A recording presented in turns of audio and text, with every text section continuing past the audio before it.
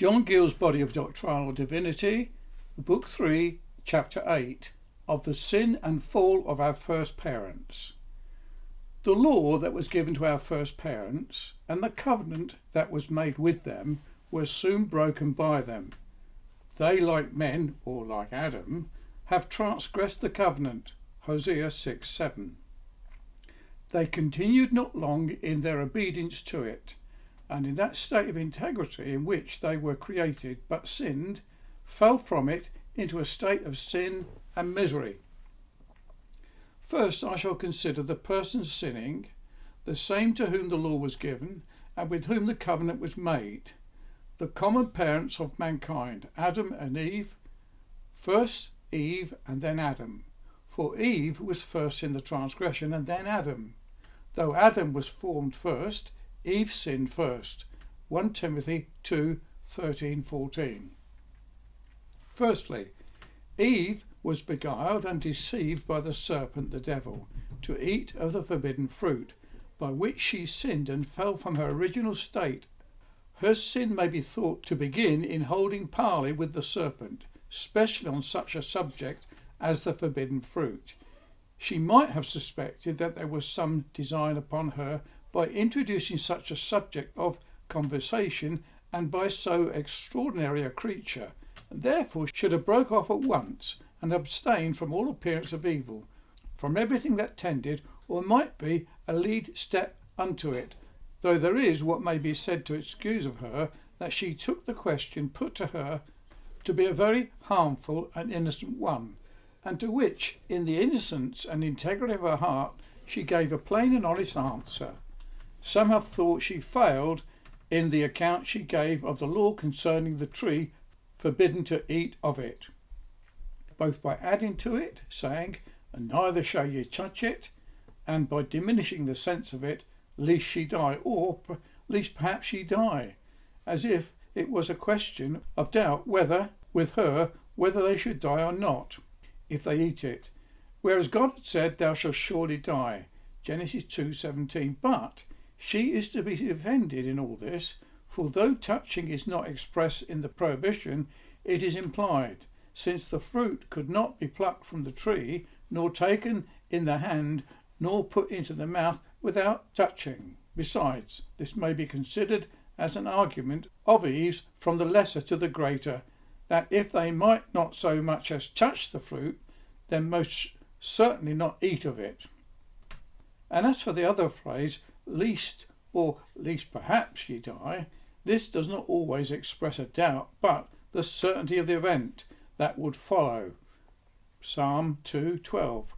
But her sin lie in giving credit to what the serpent said, "Ye shall not surely die," in direct opposition to the word of God, "Thou shalt surely die," which she now began to doubt of and disbelieve, and of the strengthening of which doubt and disbelief the serpent might take of the fruit, eat of it herself, and not only commend it as a most delicious fruit, but observe to her that she saw with her eyes that no such effect as death or any symptoms of it followed upon his eating it, and he might further suggest that superior knowledge and wisdom to the rest of the creatures he had was owing to his eating this fruit, and that if she and her husband did but eat of it, they would increase and improve their knowledge as to it equal to the angels, and which, he observes, was known to God. Now, upon all this, there arose a lustful inordinate desire of eating the fruit, it being so lovely an aspect, so good for food, and having such a virtue in it as to make wiser and more knowing, so that at once there sprang up in her a lust of the flesh, the lust of the eye, the pride of life, which she inwardly sinned before she ate of the forbidden fruit. Much the same progress may be observed in her sinning, which the Apostle James observes of the sinning common. When lust hath conceived, it bringeth forth sin. James 1:15. For lust being conceived, she could no longer abstain, but took of the fruit, either from the serpent or from the tree, and ate of it, and so finished her transgression.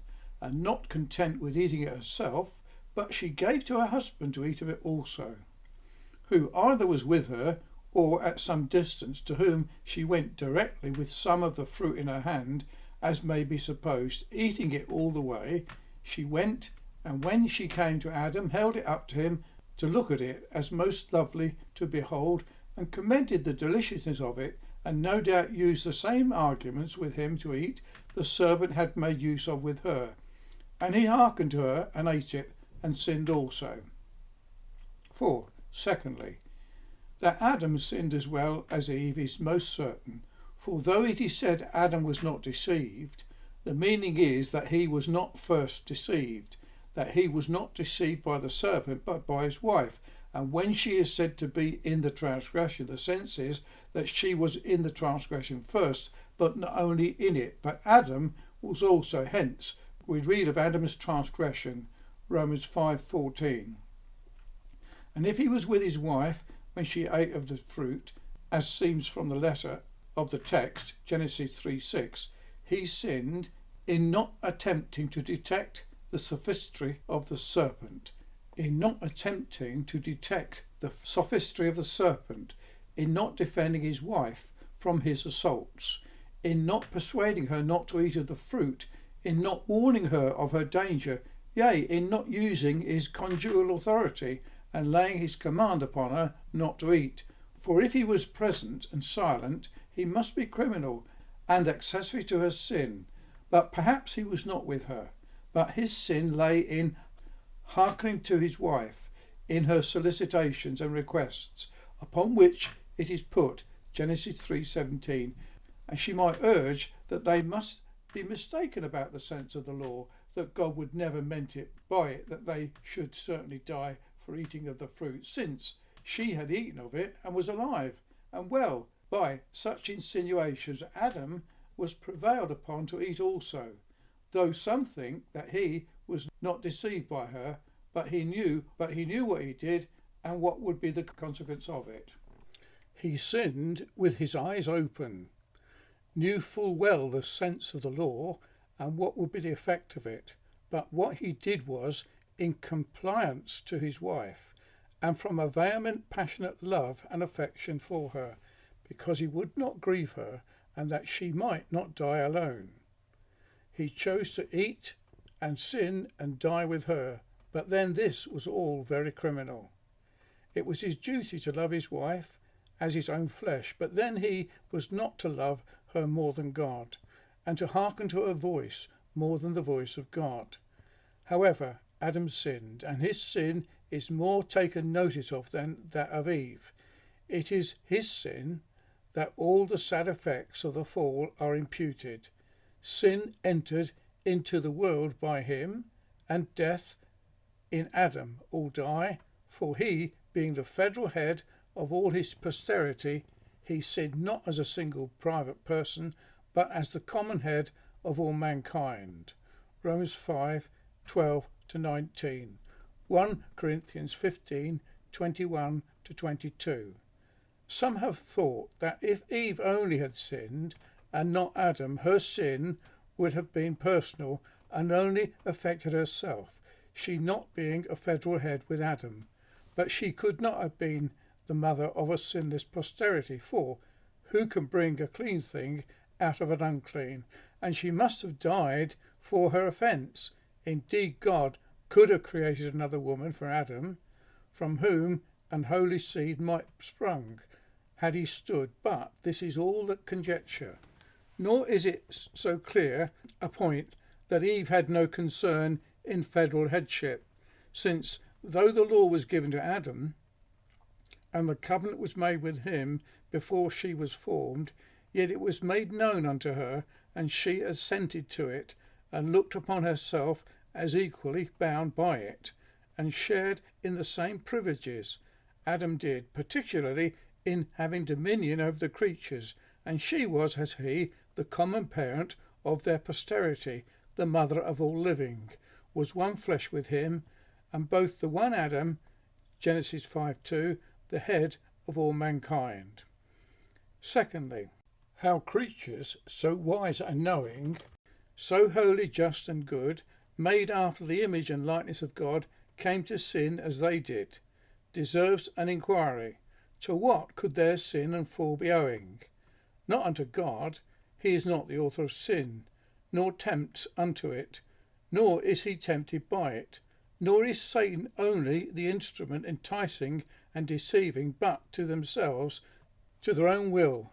It was their own act and deed. 1. First, not to God. He forbade it, was displeased with it, and resented it to the highest degree. Those who are differently minded from us represent our sentiments about Adam's sin as chargeable with making God the author of sin, which we abhor and detest. Let us therefore a little consider what concern God had in this affair, by which it will appear that the charge is false and groundless. And 1. What he did not. 1. He did not restrain the serpent from tempting, nor withholding man from sinning. He could have kept the serpent out of the garden, and laid his commands on Satan, not to tempt our first parents, and he could have hindered the temptation from having any influence upon him, but this he did not.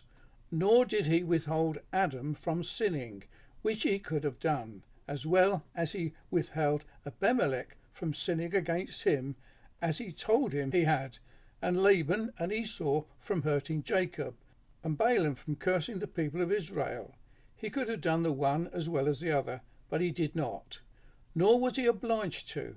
And on the other hand, he did not force nor impel either Satan to tempt or man to sin. They both acted their part freely without any force or compulsion. Satan, full of spite and malice, and moved with envy at the happiness of man, most freely and voluntarily enticed into a scheme to destroy him, and with all his heart pursued it, and carried it into execution. And our first parents, with the full consent of their wills, and without any force upon them, took and ate the forbidden fruit. None of Adam's sons and daughters ever ate a heartier meal, and with more goodwill, or with greater gusts, than our first parents ate the forbidden fruit. Stolen waters are sweet, and bread eaten in secret pleasant. 2. God did not withdraw any favour from man he had bestowed upon him, nor any power and strength to stand which he had given him. For when God does anything of this kind, it is by way of punishment for a preceding sin or sins, but no such punishment could be inflicted on Adam, because as yet he had not sinned. But God left him in the possession of all the powers and abilities he had conferred upon him, so that he could have stood if he would. He did not indeed grant him new favours, nor give him additional power and strength which he was not obliged unto. He gave him enough, had he made right use of, to have continued in his integrity, and to have resisted every temptation. Now, this negative act of God could never make him chargeable with being the author of Adam's sin and fall. 3. There are other things which God did do, or acts which are ascribed unto him relative to this affair. He foreknew the sin and fall of Adam, as he foreknows all things which come to pass in the world, which none will deny that own the omniscience and presence of God. And if God foreknew the most trivial and contingent events that befall any of his creatures, then surely such an event as the fall of Adam, so important in its consequence, could never escape his foreknowledge. Now God's foreknowledge of things future flows from the determination of his will. He foreknows that things will be, because he is determined they shall be. Wherefore, 2. God predetermined the fall of Adam. This fell under his decree, as all things do that come to pass in the world. There is nothing comes to pass without his determining will. Who is he that saith, and it cometh to pass, when the Lord commanded it not? Lamentations 3:37. Nothing is done or can be done God not willing it should be done. That the fall of Adam was by the determinate counsel and foreknowledge of God is certain, because the sufferings and death of Christ, by which is the redemption of men from that sin, and all others, were ordained before the foundation of the world, and which must have been precarious and uncertain, if Adam's fall was not by like degree. Acts 2:23, 4:28, 1 Peter 1:20. But then neither the foreknowledge of God nor any decree of God laid Adam under a necessity of sinning. It is true there arises from hence a necessity of immutability, that is, that the things God has decreed should unchangeably come to pass, but not a necessity of coaction or force, as Judas and the Jews sinned freely, the one in betraying the other in putting Christ to death. So Adam sinned freely without force or compulsion, notwithstanding any decree of God concerning him, so that these did not make God at all chargeable with being the author of his sin. He and he alone was the author of it. 3. God permitted or suffered Adam to sin and fall, which permission was not a bare permission or sufferance of God, was not an idle spectator of this affair. The permission was voluntary, wise, holy, powerful, and efficacious according to the unchangeable counsel of his will. He willed, and he did not will the sin of Adam in different respects. He did not will it as an evil, but as what he would overrule for good, a great good. He willed it not as sin, but as a means of glorifying his grace and mercy, justice and holiness, and that this was not a bare and ineffectuous permission, but attended with influence, is clear because 4.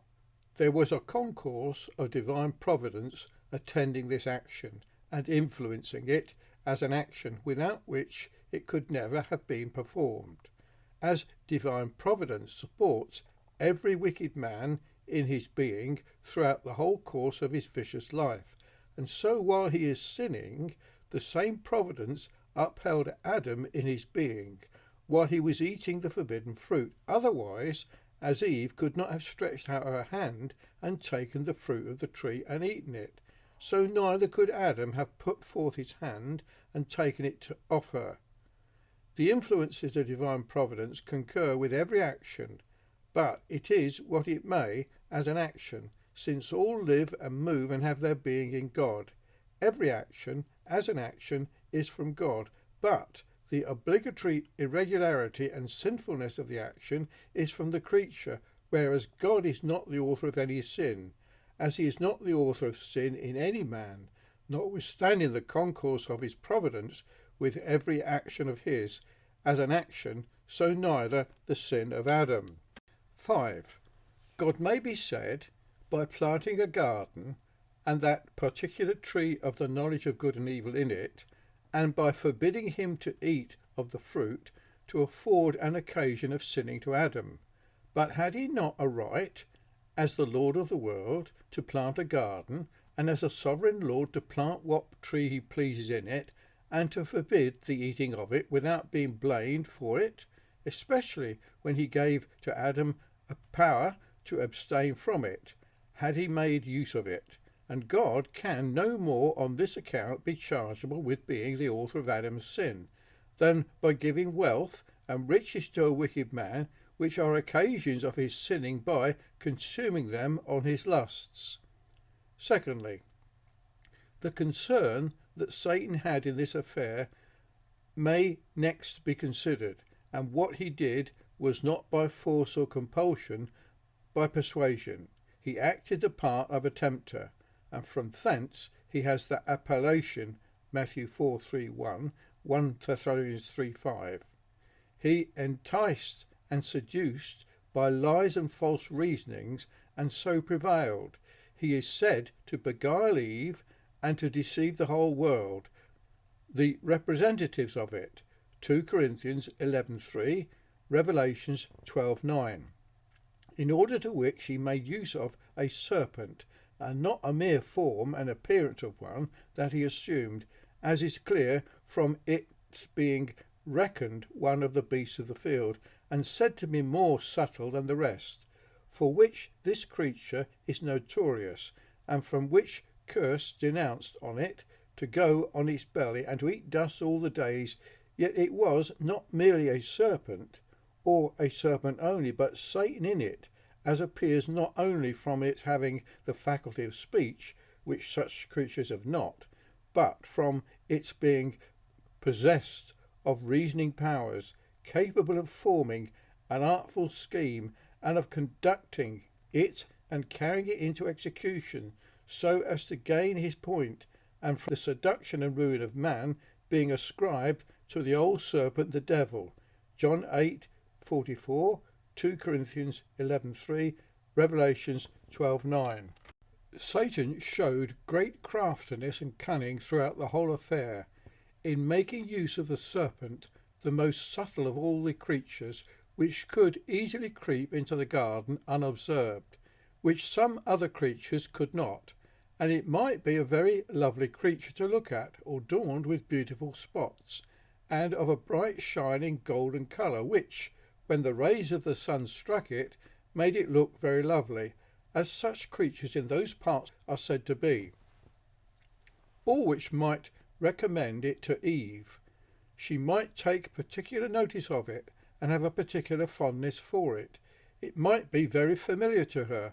She might wrap it, or suffer it to be wrap itself around her arm, and what might make her still more fond of it was its faculty of speech, whereby she could converse with it and about indifferent things, and this familiarity might continue some time before Satan in it made his attack upon her, so that she was used to it, and it was no surprise to hear it speak. Satan, cunning also, appeared in going to work with our first parents so early, as soon as they were well settled in their state of happiness, and when they had just tasted of the pleasures of it, and before the habits of virtue and goodness were more strengthened, when it might have been more difficult for him to have worked upon them and gained his point, as also in making his attack on Eve first, and when she was alone, and her husband not with her, to aid and assist, counsel and protect her. Nor did he discover himself to be what he really was. Had he declared himself to be an apostate spirit that had left his first estate, not bearing to be under the government of God, he was so cruel and tyrannical, and he set out with such outrageous blasphemy against God as this, the woman would have fled from him at once, with the utmost abhorrence and detestation of him, which would have marred his scheme at once. But he began, seemingly, with owning the authority of God, and that he had power to forbid the use of any of the trees of the garden, and only questioned whether he had done so or not. He could scarcely believe that a God so good as he was, and particularly as Adam and Eve were planted in the garden for them, and stored it with all manner of fruit, that he would ever restrain them from eating the fruit of any of the trees, and especially would never afflict death upon them for so slight a matter as this. They must surely misunderstood him, and mistaken his meaning, and after this, the more conversion the woman began to doubt whether God had said it or not, or, however, that her husband had mistook his meaning, and had made a wrong report to her of him, who was not present when the law was given. Satan perceived that he had gained some ground, boldly affirmed that, though they eat, they should not die, and the God knew that such was the virtue of the fruit of the tree, that it would make them wiser and more knowing, even as knowing as God, at least as the angels of God. The woman, by this finding that there was an order of creature superiority to them in knowledge, what with a lovely sight of the fruit and the usefulness of it, especially to make wise, took it and ate, and prevailed upon her husband to do so likewise. And thus they sinned and fell, not through any force or compulsion, but through the temptation of Satan and his seduction. Therefore, thirdly, the sin, fall, and ruin of man were of himself. It was not through ignorance and want of knowledge that Adam fell. He was created after the image of God, one part of which lay in wisdom and knowledge. He had no darkness, blindness, nor hardness of heart. He knew God, his creator and benefactor. He knew his will, knew his law, knew what would be the consequence of disobedience to it. Indeed, he was not so perfect, but that he might be imposed upon by the appearance of a false good presented to his understanding, which his will made choice of, under a show of good, nor was it through a defect of holiness and righteousness in him. For God made him upright, endued him with rectitude and holiness of nature, with a bias to that which is good, and with an aversion to that which was evil. But as he was made mutable, which he could not otherwise be, he was left to the mutability of his will, and so sinned and fell, which is that folly, or rather weakness, which the highest rank of creatures in their original estate are chargeable with in comparison of God the Creator. And should it be said, why did God make man mutable? It might well be asked, why did not he make man God? For immutability, in the strict sense of it, is peculiar to God. Should the question be altered, why did not he confirm him in the state of which he was created, as he conferred the elect angels, to which it may be replied, that it is not improbable but that he would have confirmed him had he continued a little longer in his state of probation. But the truest answer is that it did not so seem good in his sight, and to show his sovereignty he confirmed the elect angels, but did not confirm as not the rest of the angels. So neither man, and this should satisfy.